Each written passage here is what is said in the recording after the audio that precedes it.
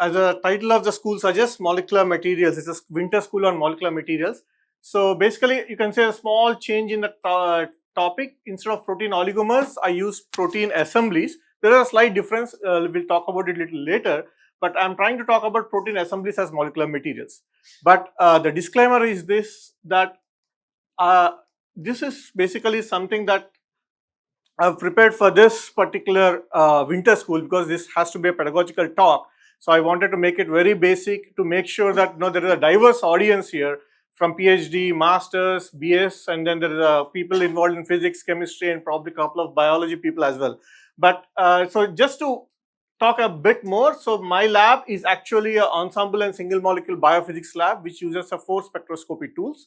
So we are basically, as I said, we are protein and enzyme molecular biophysicists. So we work on various projects, which are basically, some of them are involved with protein assemblies. For example, we work on these beautiful enzymes called AAA plus mechanoenzymes. Basically, these are enzymes that convert chemical energy from ATP hydrolysis into mechanical energy and perform the action of protein degradation, which is an important thing in protein quality control. We also try to monitor how do they assemble and disassemble. We are working on a class of proteins called basically FTSZ proteins, which are cell division proteins, which are also assembly of these are large filamental assembly of these proteins called FTSZ that assemble to divide the cells.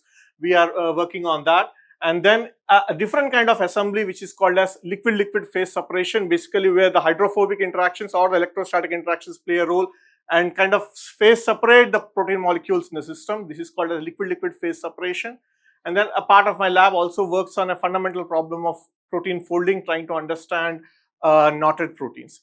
But as I said, so I wanted to be more relevant to today's school topic, which is basically molecular materials and functions. So I don't want to talk too much about protein biophysics.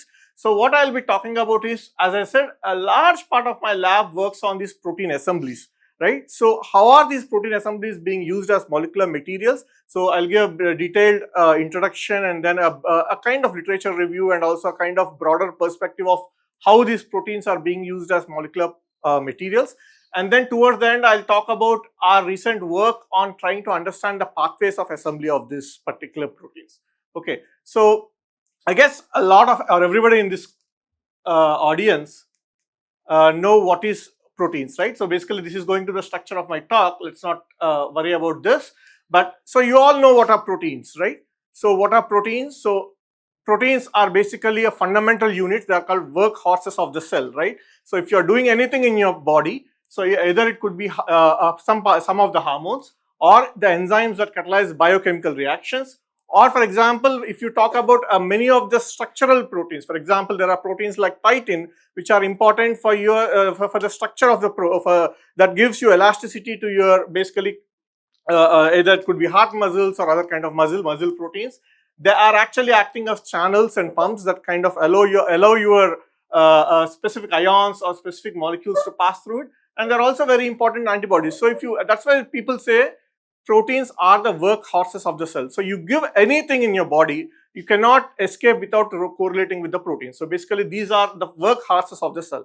But what are they chemically? So as I said, I have given you a few examples. Basically, there are examples of the signaling proteins, there are structural proteins, there are enzymes, there are proteins that are involved in antibody generation, there are motor proteins, then there are transport proteins, all these kind of proteins, right? So basically, there is a diverse functional array that these proteins cover, right? So, but if you look at the chemical structure of proteins, okay,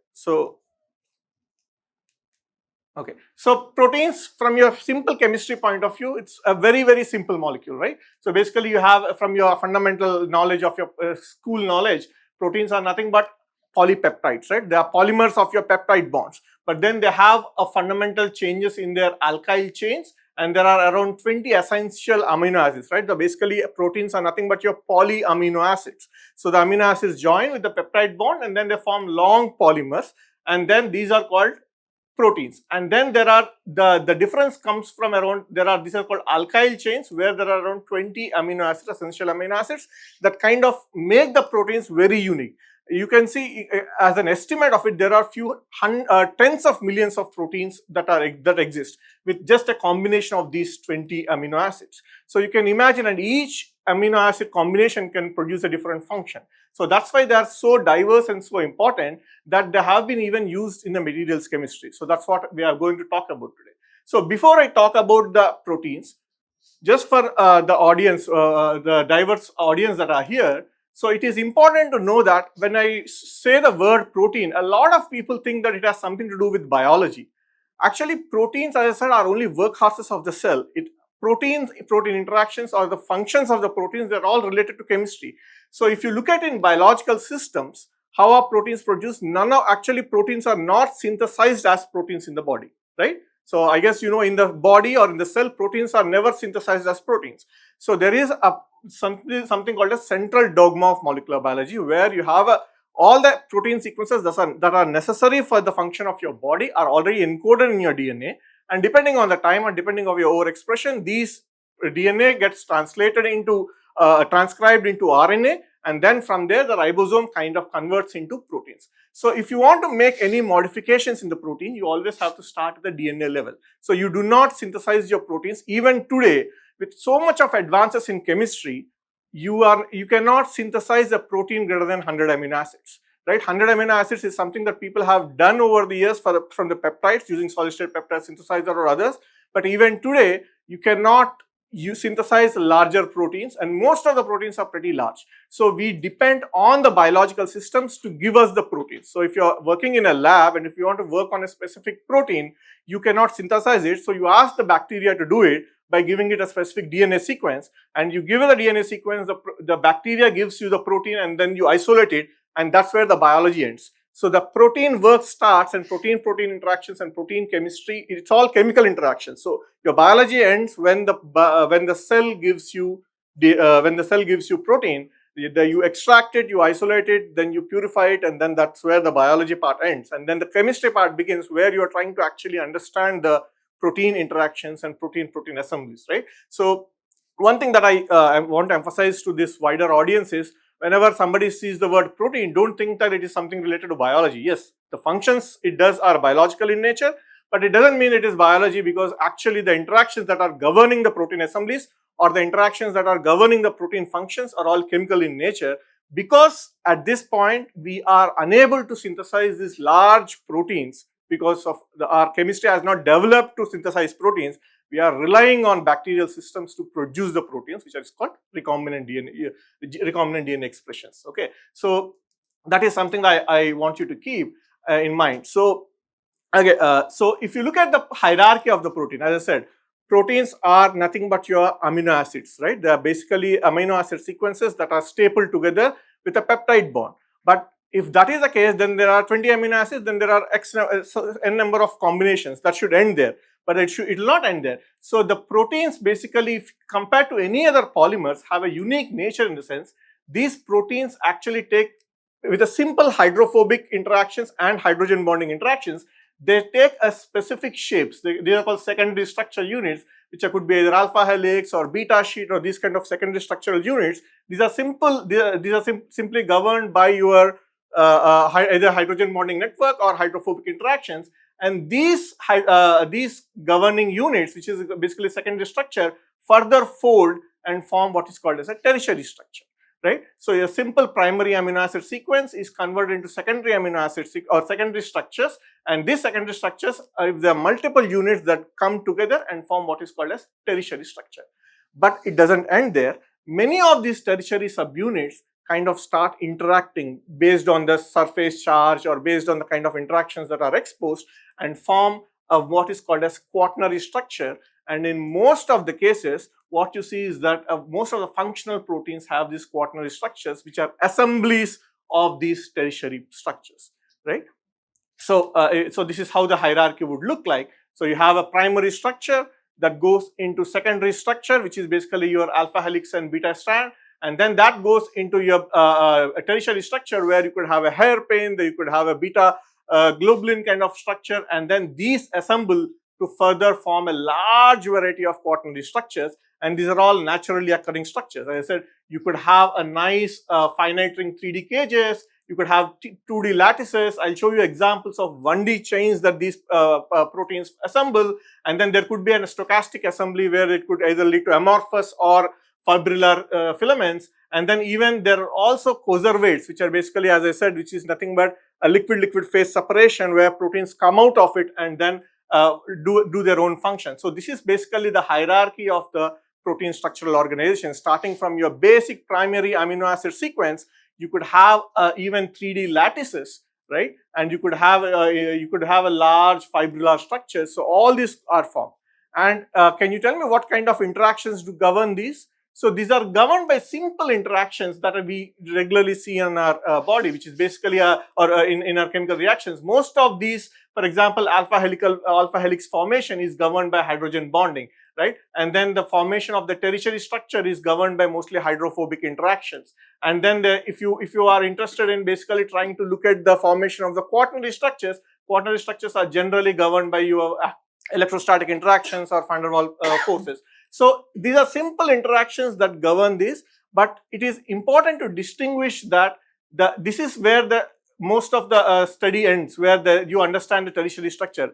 As you might be aware, even understanding or knowing the tertiary structure of the protein from a primary sequence was an unsolved challenge till recently, right? You give a simple primary amino acid sequence, I give you an n number of the sequence of amino acids. Can you tell me to which tertiary fold does it fold? It was unsolved very recently. Now AlphaFold has generated a lot of information. I still will not call it has been solved, but AlphaFold is giving you a reasonable amount of information on how it actually folds. So simple interactions of hydrogen bonding and hydrophobic interactions among 20 different amino acids, we are still unable to predict what exactly would be tertiary structure. Now imagine you're going to a higher order of complexity where you are actually taking these tertiary structures and they are assembling into this. So a lot of people argue now, so what I'm going to talk about today is this region, which is basically called assembly of proteins. Till here people call it protein folding. This is protein synthesis. This is protein, people don't give much importance to this, protein synthesis, protein folding, and then this is protein assembly. And this is a very hot topic now to see how actually instead of protein folding, after folding, how do they assemble and how do they form the quaternary structures. Can we call this as a phase diag? Is it possible to look at it as a phase diag? Phase diag, no. In the sense, this is a simple hierarchy in the sense that it's so if you take a simple example of protein folding will be at an ambient conditions. It will be independent of if you have a specific ambient temperature range or if you have a specific concentration range. It will always go to a specific structure. So by varying either temperature or pressure, you're not going to have a different folds of the proteins. But that could happen with the assemblies, where by varying the conditions, you could have a variation in the assembly structure. In that way, we can call it, this can be a phase region, but this is not a phase region in the sense there is only one minimum energy minima, and that is the only structure that will be available to that. So basically, if you look at these assemblies and if you look at this folding, you could imagine that, okay, now we have understood protein folding. Why not we apply the same principles to protein assembly, right? But that is not true. As I just told you, protein assembly and protein folding are two very different processes. Protein assembly, protein folding is an energetically minimal or energy minima state. So if you want to talk about it, it's a thermodynamically it's a minimum energy state, and it will always come back to that position. No matter either if you increase too much of concentration, it will just aggregate out. But it will not. It is not going to fold into some other structure that is stable. There are some misfolded structures which are unstable, but it will not fold to a stable structure other than a single structure. And so you will not have an effect of concentration or other kind of environmental parameters for getting this. Whereas assembly is highly dependent on the concentrations that you are using, what are the temperatures you are using, what is the pH that you are using. So these two processes involve a different kinds of the chemistry that would be involved, right? So we will talk about this now. So these are some of the naturally occurring protein assemblies. So when I talk about protein assembly is a very ubiquitous phenomena in your cellular in the cell. In the sense, Biologically, protein assembly is very common, so common that at least a large number of proteins do exist as actually oligomers. For example, we work in our lab on these 3 proteins which are oligomeric proteins. So you see the nature. So this is a nice it's a hexameric protein. So which functions as an ATPase. It's basically it converts a chemical energy into mechanical energy and does the function of unfolding. And so this is a nice hexamerase. And this is a heptameric protein which does a function of basically degrading the protein. Basically, it does a peptide bond cleavage. And then this is one of the protein I just talked about, FTSZ, which is basically a filamentous protein. So you see the difference in the symmetry, a difference in the architecture. This is a filamentous protein that actually forms a long filaments, and then once you trigger it, it will start bending, and because in the cell, once it starts bending, it will try to pull the cell membrane and it will start the cell division. So it needs these large filamentous proteins, and then it triggers this entire process of cell division. So these are some of the naturally occurring assemblies of proteins, and you see there are many more proteins that are available. Now, for example, there is a biotin binding protein called avidin. Actually, avidin is a very, very common protein that you see in chemistry as well as other kind of biophysics labs. But actually, the function of this protein is not known. So people think that this avidin is actually only found in the eggs of the birds, and it actually, because it binds to biotin, and biotin is a necessary ingredient for the bacterial growth, this probably acts as an antibacterial. That is what the hypothesis. And these are viral capsids that you would have seen. These are all structural proteins that actually assemble into nice nano cages, and then they give structural support to the virus, right? And then you have proteins like actin, which are again filamentous in nature, which are basically cellular tracks. So basically like your railway tracks, in the cell also you need to have a large tracks on which the cargo has to be moved from one part to other part. So in cell, if you kind of just depend on diffusion, things will never move. The cargo movement in the cell cannot rely just on diffusion. So things have to move from one part of the cell to other part of the cell in a very systematic, organized way. And so for that, you just like your railway tracks, you have a lot of tracks in your cell, and these are called actin filaments, which are nothing but assembly of proteins, right? Protein assemblies, and then there are these molecular motors that actually move from one part of the cell to other part of the cell.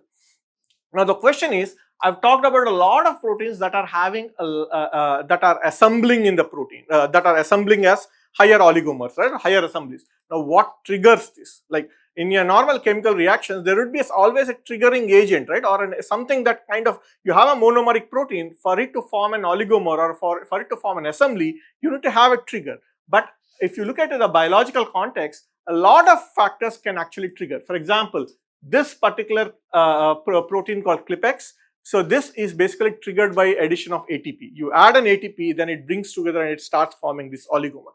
And this is highly dependent on salt concentration. So whether it exists as a 2-ring heptamer or a single-ring heptamer or a monomer is heavily dependent on the salt concentration.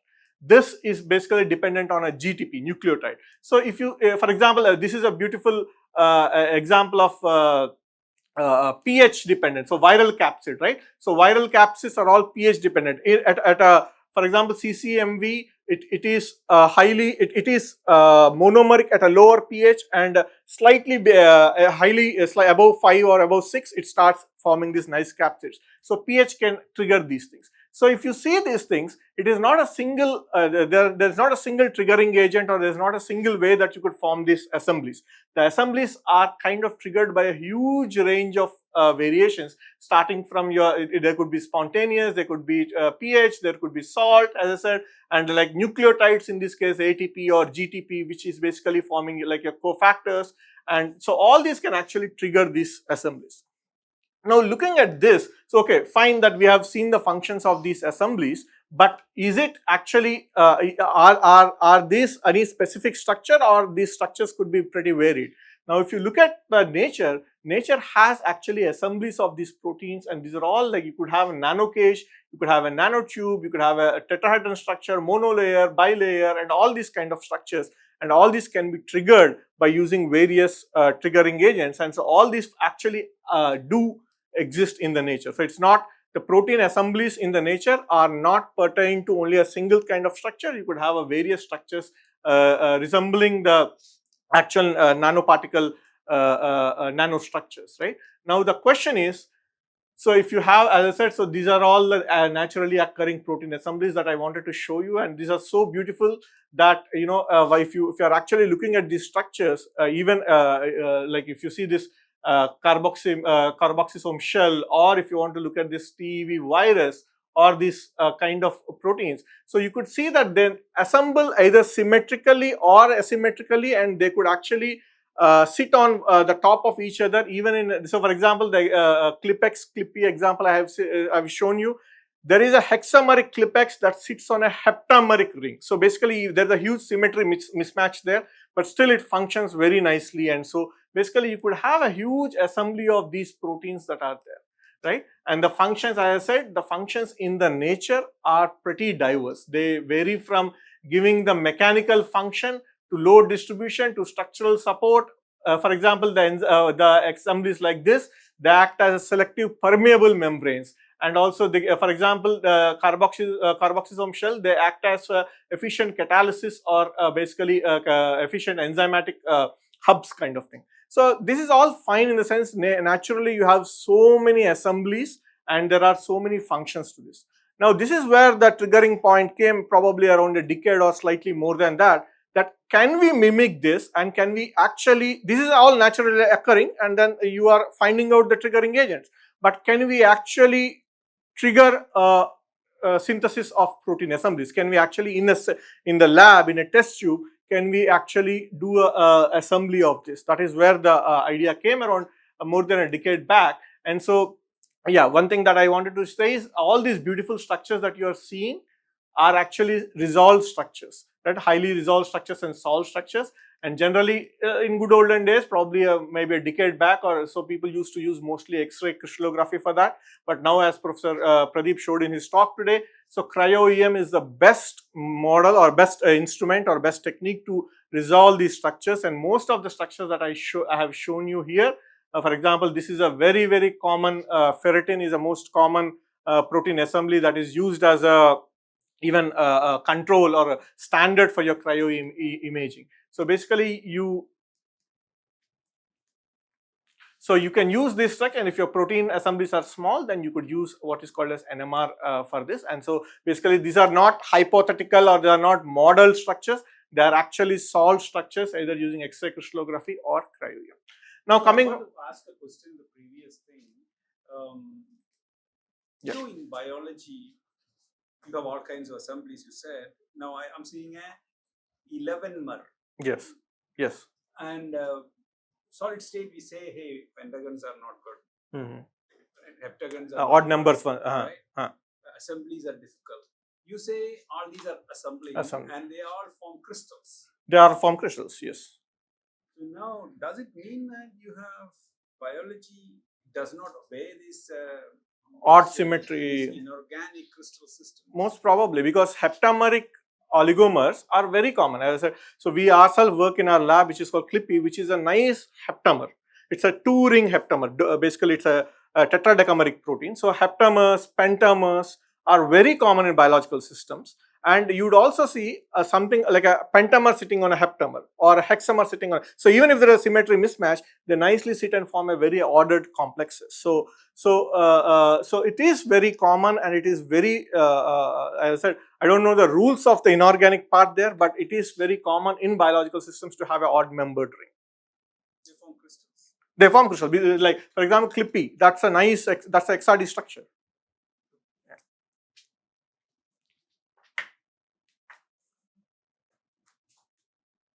Yeah, students also feel free to ask in the middle. You don't have to wait till the end, so that I know that something is getting into your mind, rather than just, you could ask me, stop. Yes, please. Oh, that's a huge process by itself. So to put it in a short answer, it is a hit and trial method. You basically have to optimize various solvent conditions to make sure that it actually crystallizes. And the crystallized structure need not be a physiologically relevant structure as well sometimes. Your crystallized structure need not be a physiologically relevant structure. There are many examples for that, but it is, you use various organic solvents and mostly aqueous solvents with different salt compositions, and you do a array of hit and trials, and then you can actually look at it.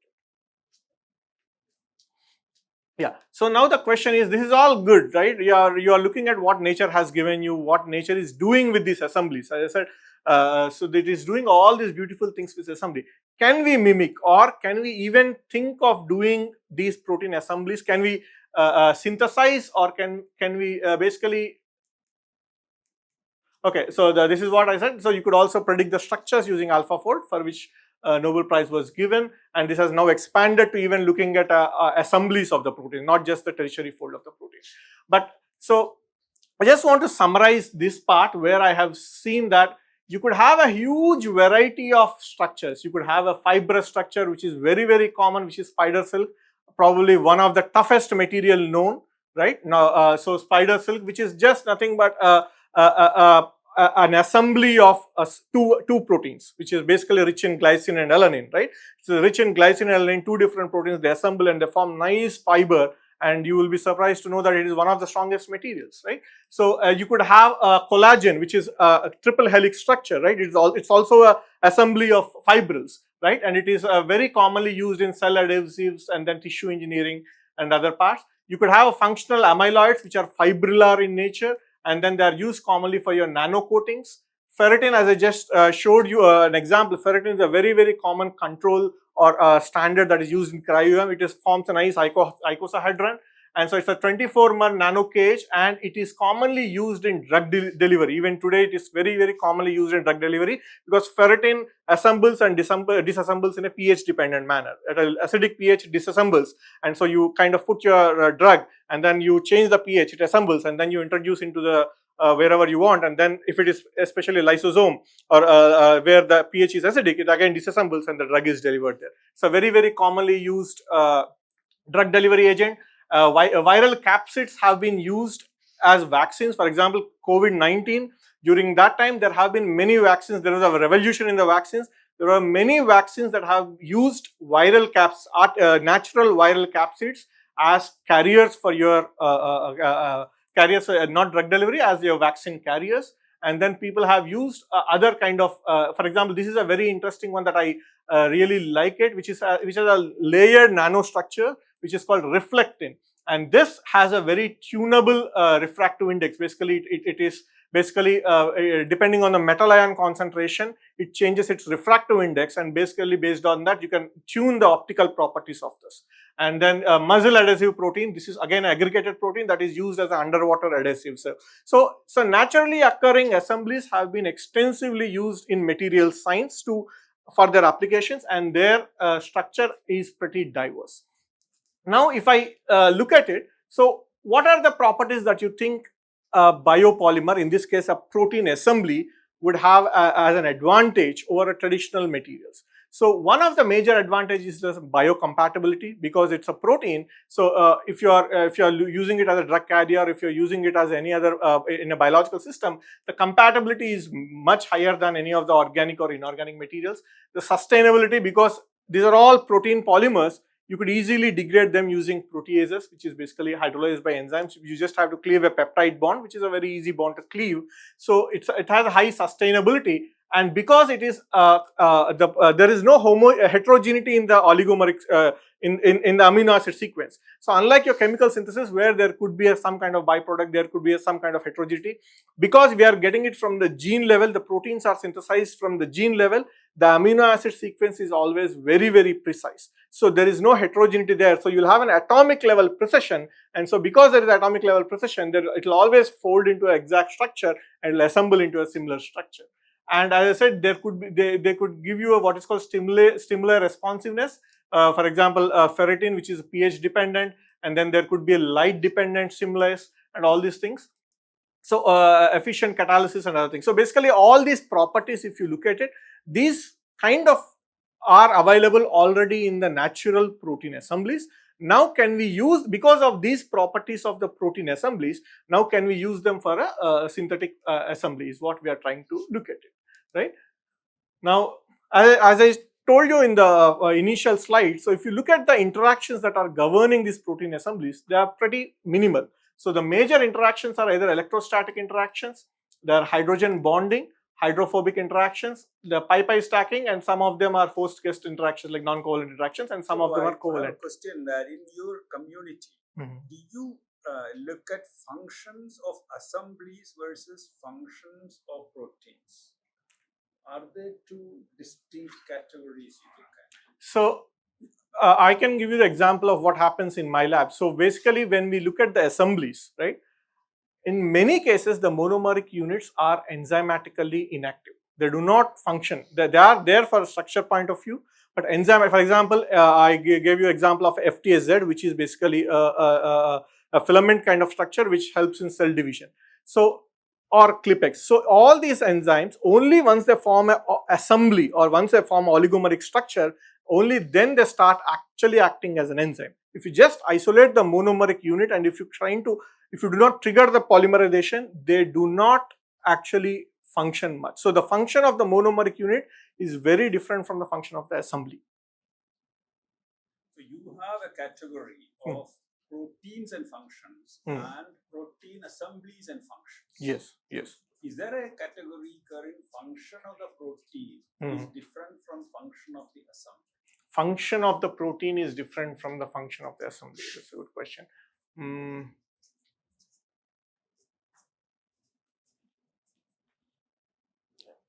Yeah.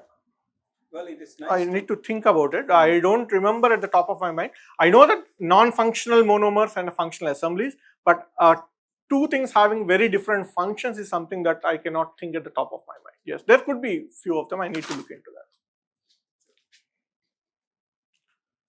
Right? These are activities where in the cluster community can look at this. Right, right. Cluster versus cluster assembly.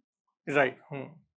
But there is an enhancement per se, like huge enhancement upon assembly compared to monomer, but the function itself is very different, is something that I need to look into. Right. So as I said, the protein assemblies are majorly governed by these interactions. Now basically using this,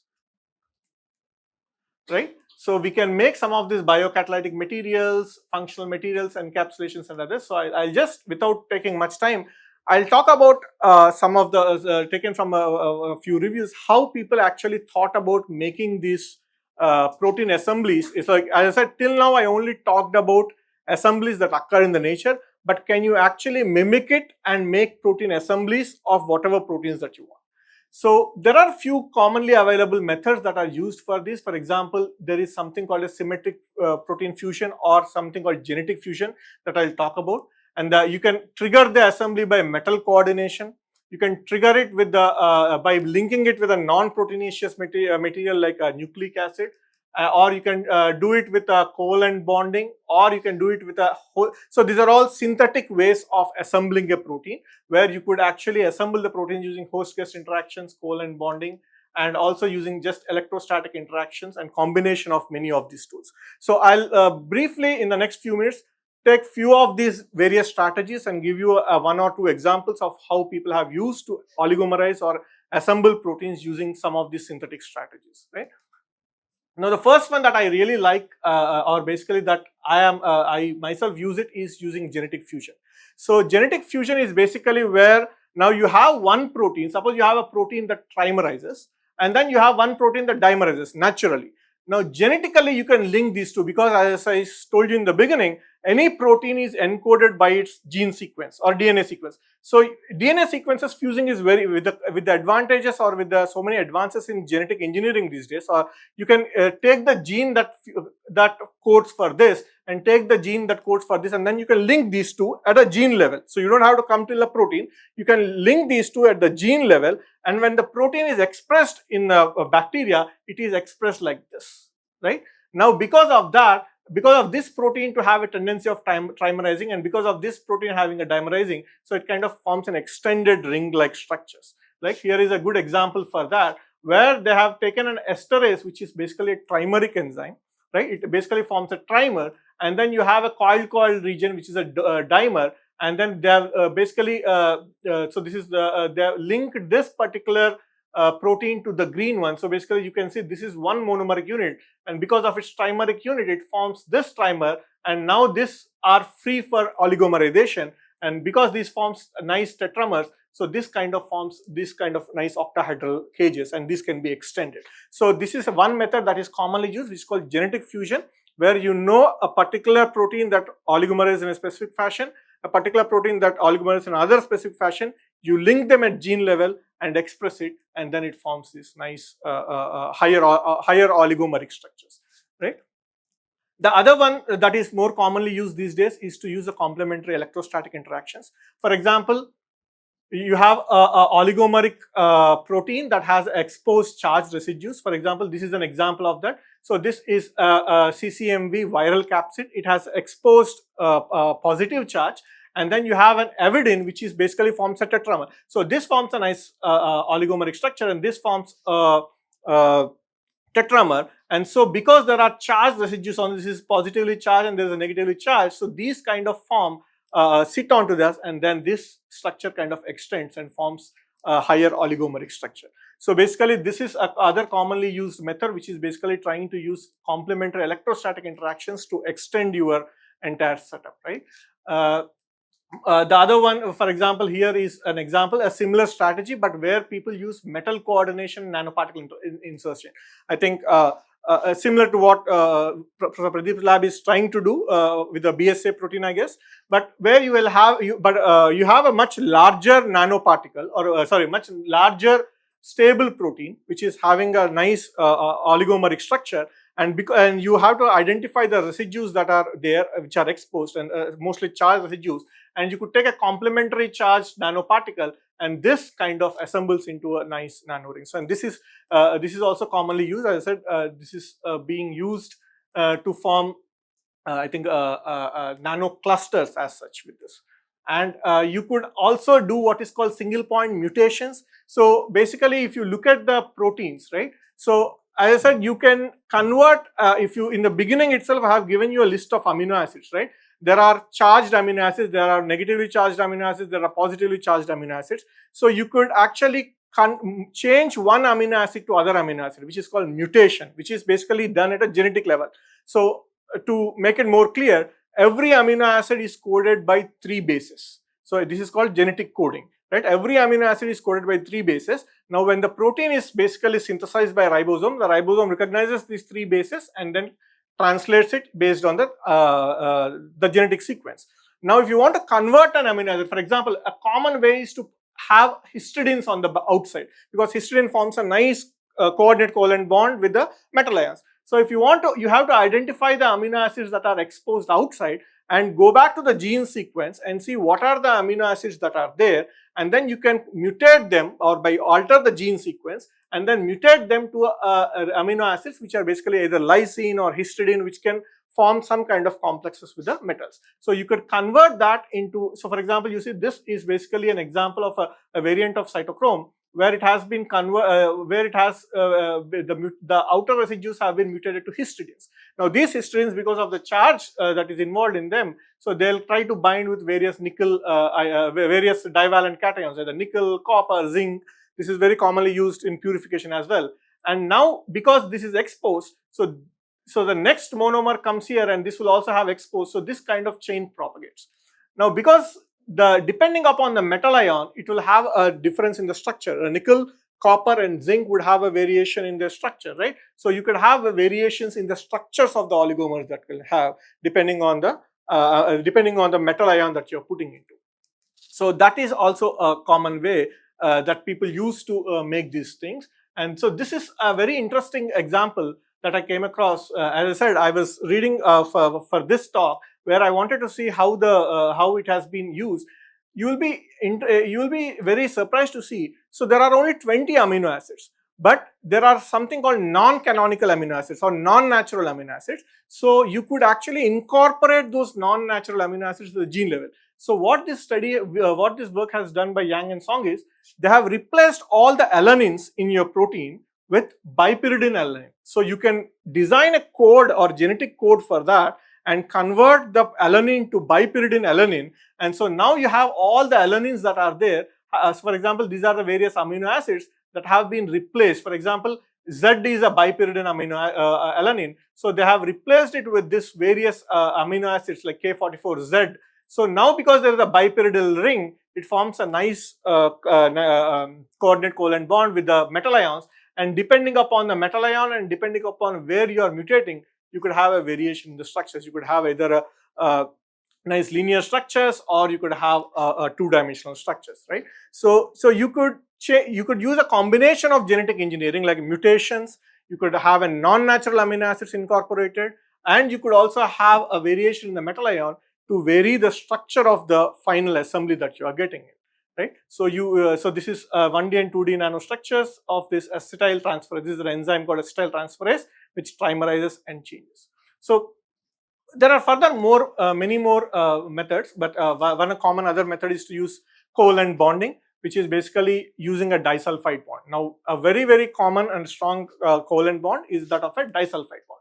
So you could have, this is an example of a protein called HCP1 which hexamerizes, right? I told you an example of HCP1, it hexamerizes. So you could mutate the amino acids that are exposed to cysteines.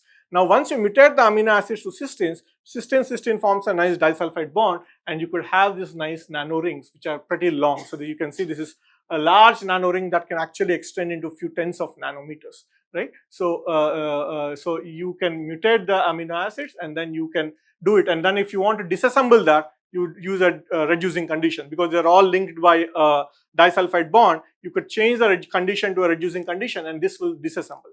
But if you want to have a much stable one, instead of a simple disulfide link, you could have a malamide thiol. So you can have a cysteine, you could have other cysteine, and instead of just cysteine bond, sulfur bond, you can have a sulfur malamide thiol bond. So that is more basically resistant to your reducing conditions, and you can have many more of that kind of rings. So as we are talking about a covalent bonding, so I wanted to give you an example which I'll talk about in a few minutes. So this is a protein that we work quite a lot in our lab as well, which is called GROW-L protein. So the main purpose of this protein is, as I said, this is a chaperone, molecular chaperone that kind of folds the protein, right? It creates a hydrophobic environment for the protein to fold.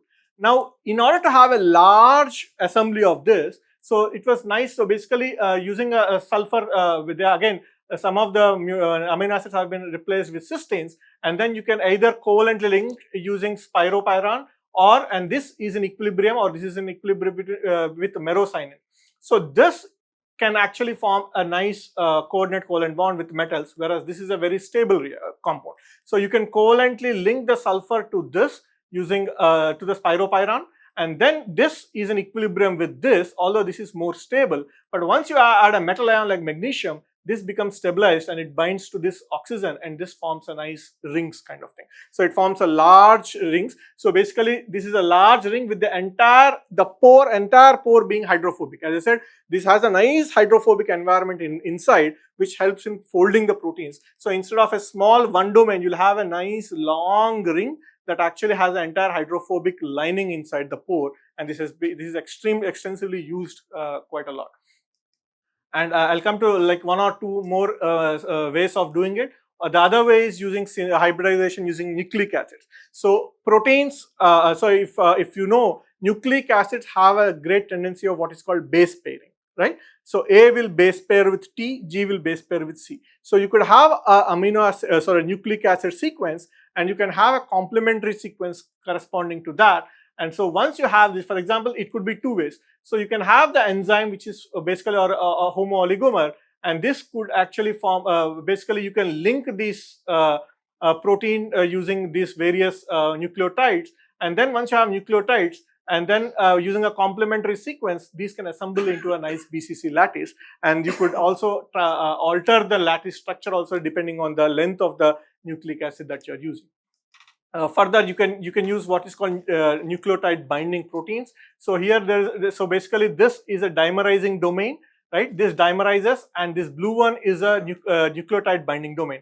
So if you have a dimerizing domain and that is attached to a nucleotide binding domain, the nucleotide binding domain binds to a DNA, and this structure gets extended to form a nice DNA rods kind of thing joined by various proteins. So all these methods have been used to form this large nano nano assemblies. And so the last one that method that I want to talk about, which is pretty interesting, is using a host-guest interactions.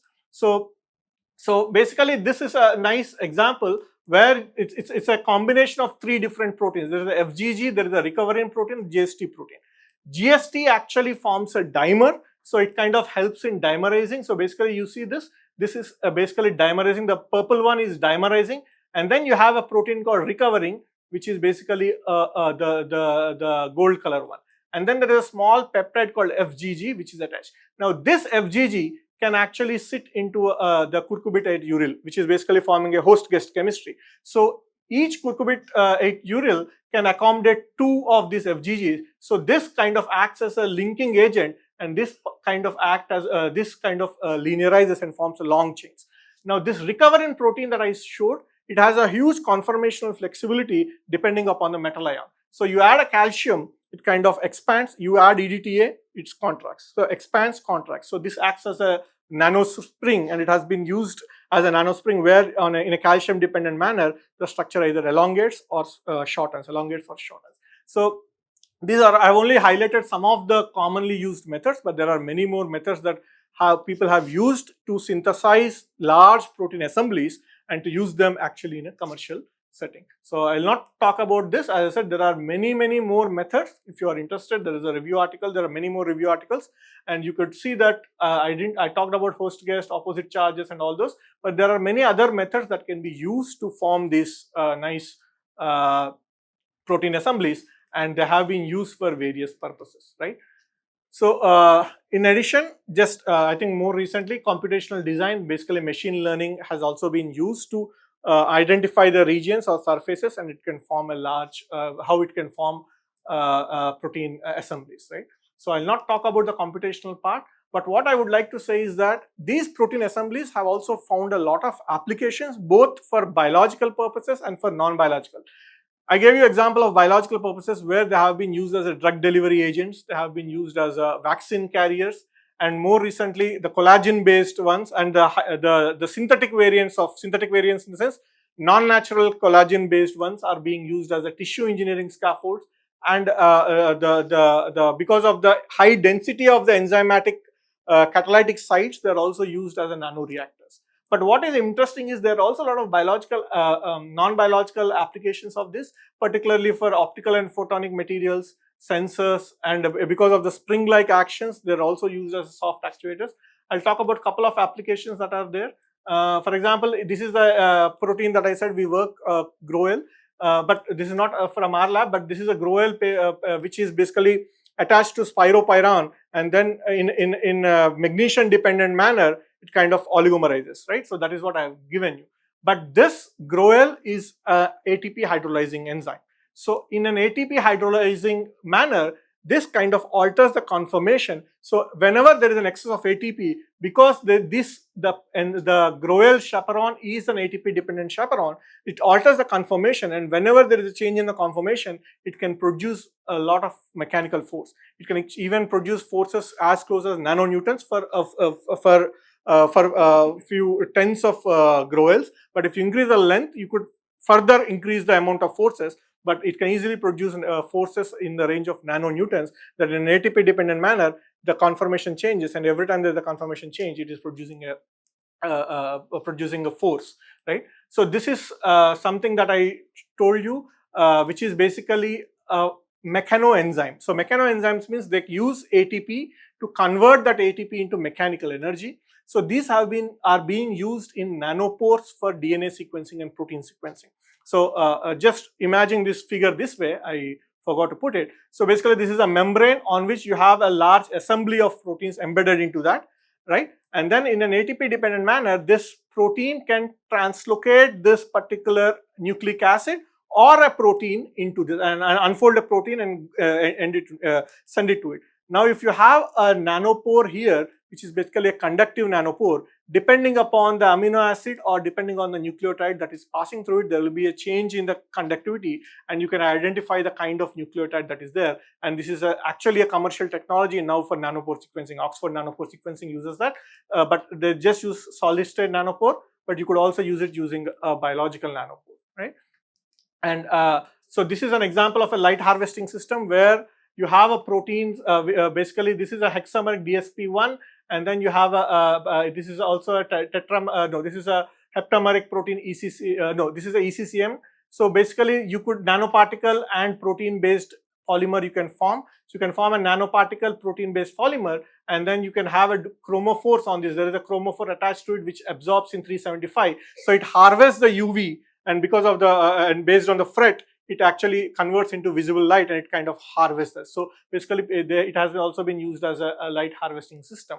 And this is the last example that I thought I'll tell you, is basically an example of a ferritin. So this is pH responsive. In an acidic pH, it kind of disassembles into monomeric units, and it forms an and then you can add drug to that, and then you change the pH again to an ambient pH, it encapsulates the pH. Now you introduce this into your body, especially if it's a cancer targeting, you can attach something like a hyaluronic acid or something that onto the protein. This directs them to cancer cells. Cancer cells have what is called CD44 protein, which have a very high affinity to hyaluronic acid. So this will be directed towards the cancer cells, and cancer cells have a very low pH, acidic pH. So once it goes into cancer cells, as you see at acidic pH, it disassembles. So it disassembles, and you can do a targeted drug delivery to cancer cells, right? So applications are multitude. You can have a lot of applications. I just want to give you a glimpse of saying that protein based materials, assemblies especially, have been extensively used for a decade or more now to see how they have made a functional assemblies and coming to the applications of this, right? But again, any assembly or any science will have its own limitations, and if we don't discuss the limitations, we are doing an injustice. So the advantages of proteins is also the disadvantage in many cases. As I said, proteins are hydrolyzable easily because there is only peptide bond. There are peptidases or proteases enzymes that cleave them. So the stability of the protein is very low. Although people have overcome this now or trying to overcome it drastically, but protein assemblies are easily prone to hydrolysis. So that is something that you should be careful of at a higher temperature. Mostly proteins work in the ambient range from probably like 20 degrees to 70, 80. After that, proteins start denaturing. So you cannot use them anymore. So they only work in the ambient range and the specific pH, ionic strength. So all this matter. So the one of the major limitations is the stability. And something that I said, immunogenicity, although I said it's a biocompatible, our bodies have been developed much more than what we are doing now. So any foreign biological material is also a foreign material to the body, right? So it produces a lot of antibodies and basically tries to have an immunoresponse to that. And protein materials assemblies these are all soft materials, right? So they will have their own mechanical constraints to that. So we have to be careful in what we, although the proteins like spider silk and other things are pretty strong, but still they are considered soft materials, right? So you have to be careful of what temperatures and what conditions you are working on. And more important, as I said, protein folding itself is a complex problem. If I give you amino acid sequence, it is difficult to identify to what structure it folds. Now imagine the complexity that if I want to get an X structure, where do I start with? Which primary amino acid should I start with? Right? That is still a long, like a far-fetched problem, in the sense you cannot predict just I want a nano sheet of this particular thing, so what sequence should I use it? That is still very far away. You cannot do that. There are computational methods doing it. AlphaFold has improved it, but still you cannot do that at this point. So there is a complexity and predictability in that. And the most important thing in Professor Pradeep's talk morning, he said any technology has to be scalable. This is still a nascent technology because as I told you, I don't know how many of you are chemists, and as I told, till today we cannot produce proteins that are synthesized proteins that are greater than 100 amino acids. You are still using peptide synthesizers, and even 100 amino acids, the yield go down drastically with a lot of impurities. Now imagine we are working with proteins that are 500, 600 amino acids as a monomeric unit, and then you have to do that. So we have to rely on the biological cells or recombinant DNA to have the protein. So the scalability is a problem because of the bioengineering part of fermentation and other things in large scale for kgs of protein production is far away. So that is why your vaccine production and everything need a very sophisticated technologies where you only get a milligram or a gram of protein, right? So scalability is a huge issue, and someday probably you'll be able to solve because of all the advantages that you have. scalability is something that we should look into, and then post-translational modifications are much more expensive. So again, consistency, quality control will be because it's not a chemical method. There's always a diversity in this. So keeping all this in mind, I just wanted to show you a quick quick thing where, as I said, chemical stability is a problem here. But recently, I've come across a paper where there is a huge. This is a monomeric cage unit, and then this is a cage unit, and this is a denaturation by guanidinium hydrochloride, which is a commonly used denaturant like urea.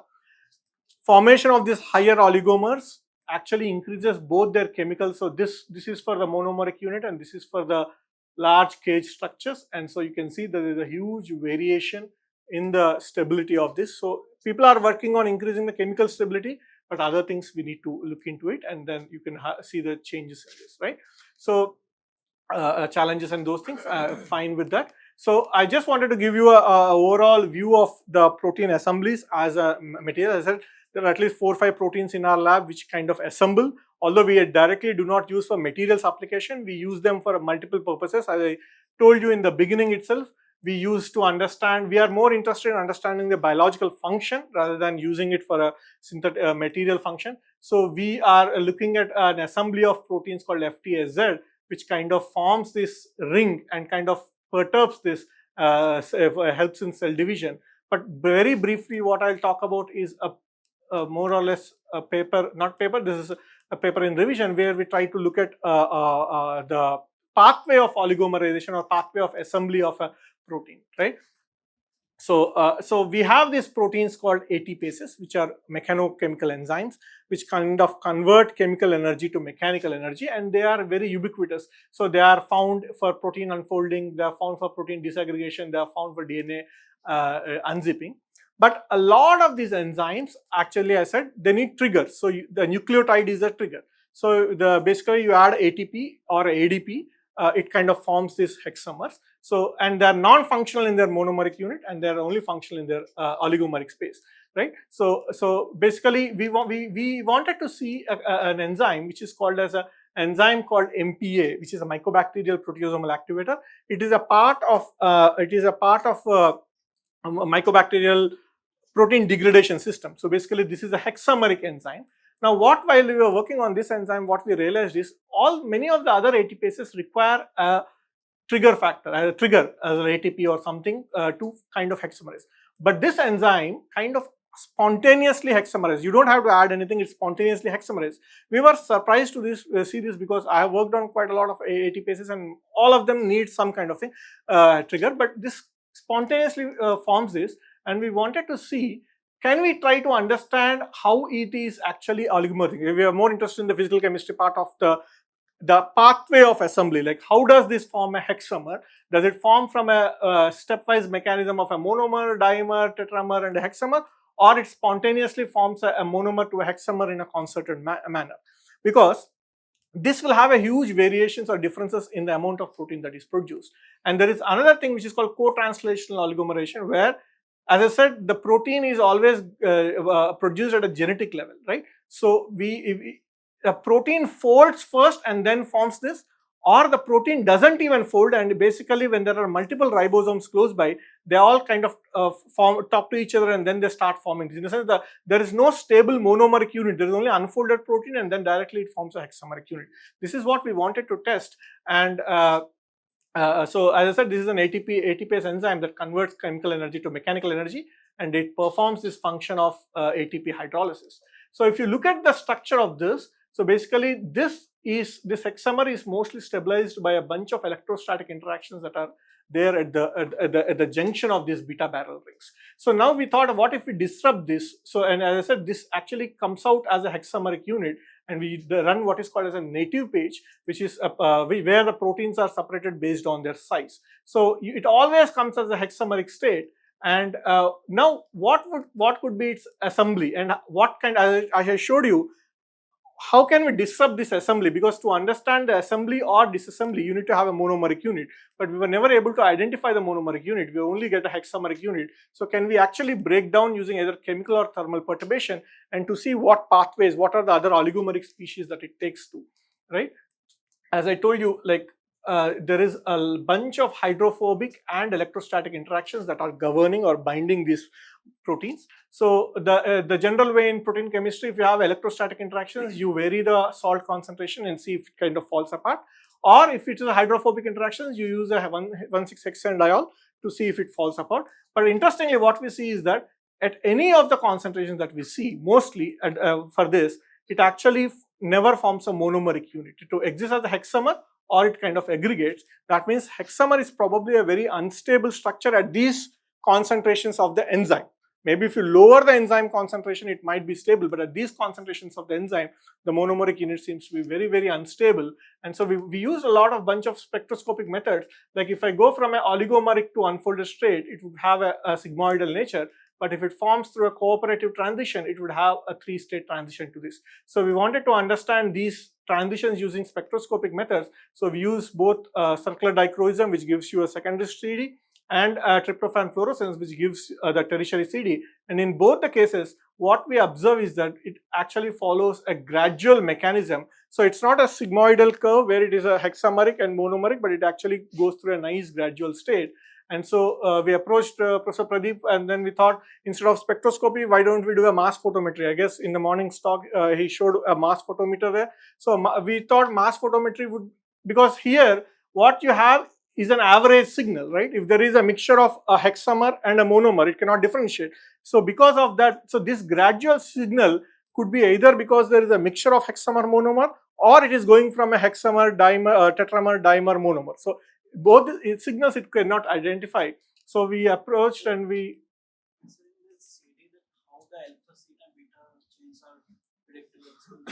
In the CD, so basically CD is a circular dichroism. It gives basically differential absorption, right? So basically when you have a differential absorption, basically you have a circularly polarized, right? You have a light circularly polarized, left circularly polarized.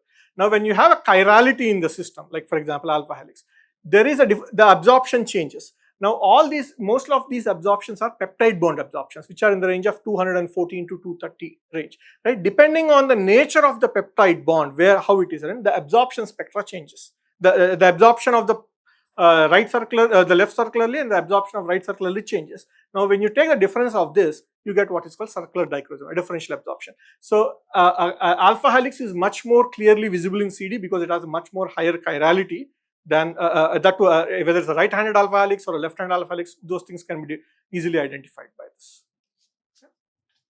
So here we have used a tryptophan, basically a fluorescent commonly used fluorescent probe for proteins.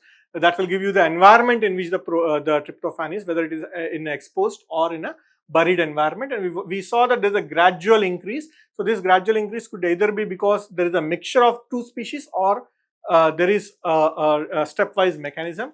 When we did a mass photometry, we were very surprised in the sense like this is at a urea concentration, at a very low 0 molar urea concentration. This is a hexameric peak and this is a monomeric peak. And what we observe is that when you either change the urea, or I think we have done some salt and other experiments recently, it never goes to any other form. That means there is a monomeric species, there is a hexameric species.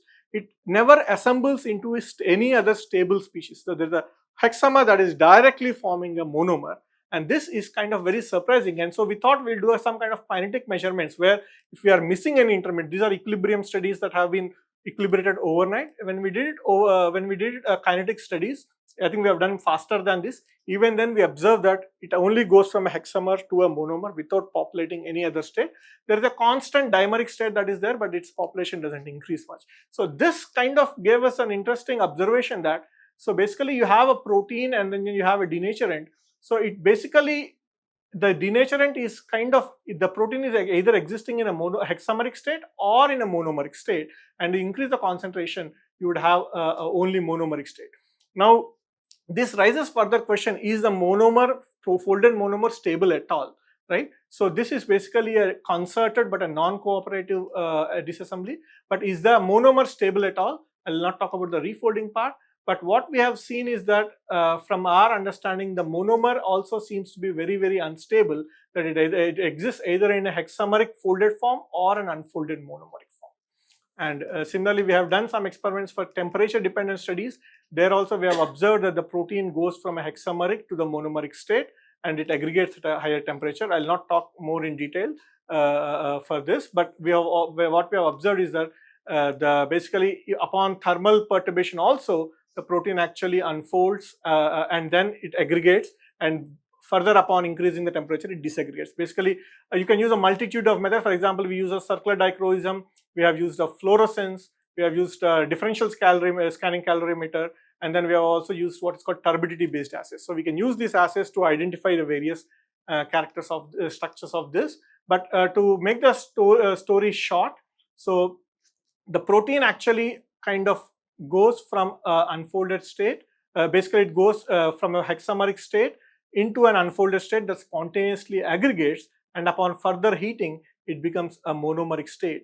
So there is no folded monomer at all observed in this. So this kind of leads to a conclusion that so probably this assembly is a co-translational assembly where the protein is basically getting translated from the ribosome and then immediately forming a hexamer without forming any folded monomers. So this is where I'll stop and I'll take questions. I have few more slides on the FTSZ protein, which is basically a assembly for bacterial cell division. I'll not talk about that, but first I think I should thank all my lab members for supporting in these experiments. And as I said, all the mass photometry experiments were done in Professor Pradeep's lab and DSC experiments were done in Adi's lab. Okay. So I'm ready to take questions either on the first part of protein assemblies or trying to understand the pathway of protein assemblies.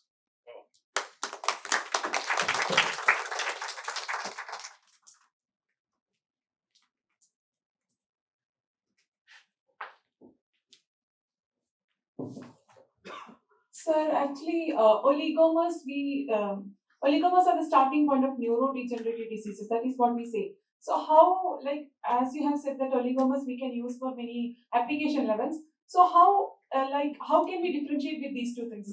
Like oligomers as the starting point of neurodegenerative diseases, and also you in one table you have shown that amyloid fibrils can be used in some applications. So these fibrils are actually causes of neurodegenerative diseases. They are causes of neurodegenerative diseases if they are in your cell, if you are in your body, right? What I am talking about, why are they causing diseases? Because our cellular atmosphere cannot degrade them or disaggregate them. They are very, very stable. So if you look at the other side of it, they are biological proteins or biological material which is very, very stable, right? So it causes neurodegenerative diseases when they are in your body. But when you kind of take it out basically, or when you synthesize it in a bacteria and kind of use the in vitro methods, they can be used as a strong materials for this coatings and other kind of things. So it depends on which context. Yes, they are formed from misfolded states and then they cause the neurodegenerative disease if they are in the body, right? But we are not using human body for producing that. We are using some bacterial cells which and then we are kind of taking them out and then we are kind of making them as strong materials, fibrillar materials with them. Okay, so one more doubt, like can we take this because these fibrils are very dangerous for our body, so can we take that out? That is not possible till now. So fibrils are, so our blood brain, let me tell you one more thing. If you are working on fibrils doesn't mean that you will get neurodegenerative disease. Our blood brain barrier is very, very strong. Anything that you take doesn't go to the brain so easily, right? Even if you take don't take it, but if you inhale or if you drink or if you eat fibrils, nothing is going to happen to you because that will never reach the brain because there is a very strong blood-brain barrier, right? Now coming to the question of can we take it out? Now, the human body is much more complicated, right? In the sense like you can't just you want to do it from inside. You want to disaggregate or deintegrate those fibrils in the body itself. It's not like an operation where you cut it and then take it out. That there's not one fibril or two fibrils. There will be a bunch of fibrils, right? So that I don't think medically that would be possible to just take the fibrils out. It's always that you develop drugs that can disaggregate or disintegrate the fibrils.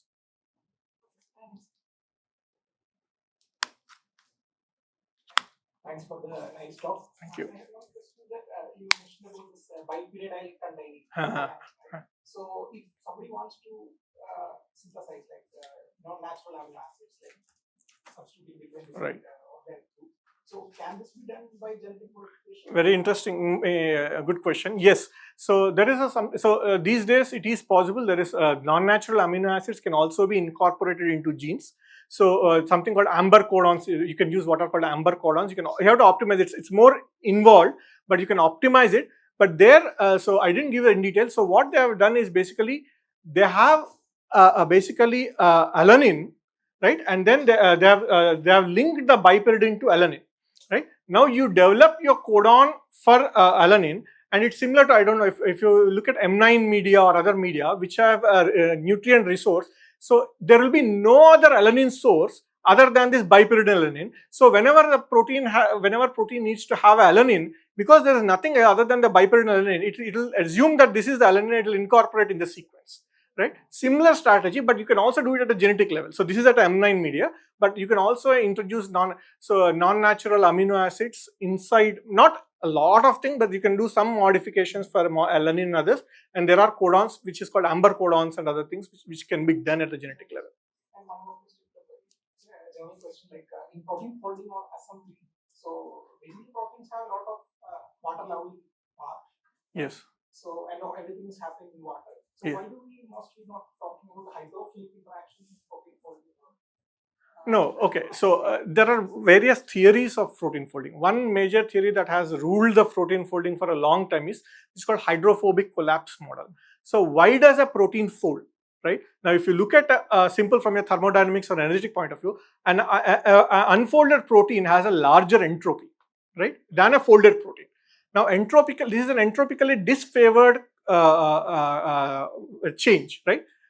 So that means there has to be a huge gain in enthalpy, right? So the hydrophobic amino acids that are there, they want to completely avoid the water, and so these hydrophobic amino acids come together, and that is what drives the fold of them. So basically, depending on the position of the hydrophobic amino acids, you can drive the folding of it, and that will give what is called hydrophobic collapse model, which is now only one of the models, because people have also said that no, it is not true, because the protein is kind of losing its entropy, but the water molecules attached to all these hydrophilic amino acids, once the protein folds, the water molecules are released. So if you look at the overall entropy of the system, there's a huge gain in the entropy of the system, right? So, but the hydrophobic collapse model says that it basically there are, suppose you have a glycine, alanine, valine, other kind of isoleucine. So they drive it because they want to avoid the water and they want to bury themselves in a hydrophobic environment. That is what drives the protein folding.